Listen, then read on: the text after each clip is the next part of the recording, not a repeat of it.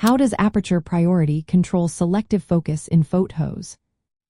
Imagine you are capturing a portrait and want the person to stand out sharply against a soft, blurry background. That's where understanding how aperture priority mode influences focus becomes exciting. In photography, aperture priority mode lets you pick the size of the lens opening, called the aperture, while the camera adjusts the shutter speed automatically. The aperture size is measured in f-stops, like f1.4 or f16. The key here is that the aperture controls the depth of field, which is how much of the scene appears in focus. A wider aperture, which means a lower f number like f1.2 or f2.8, creates a shallow depth of field. This makes only a small part of the image, usually the subject, sharp and clear.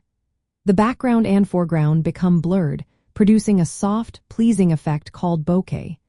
This is perfect for portraits or close-up shots where you want to isolate the subject from distracting backgrounds. On the other hand, a narrower aperture, like f11 or f16, results in a deeper depth of field. More of the scene from front to back stays in focus. This is great for landscape photography where you want everything to be sharp, from the flowers in the foreground to the mountains in the distance. When you set your camera to aperture priority mode, you choose the aperture based on how much of the scene you want in focus. The camera then automatically adjusts the shutter speed to get the right exposure.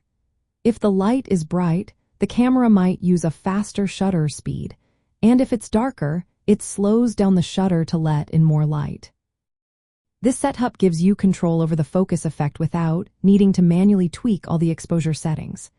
It's especially useful when you want to quickly change focus effects, like blurring backgrounds or keeping everything sharp. For example, in a portrait, selecting a wide aperture will blur the background and make your subject pop. For a landscape, choosing a small aperture will keep everything in focus from the foreground to the horizon.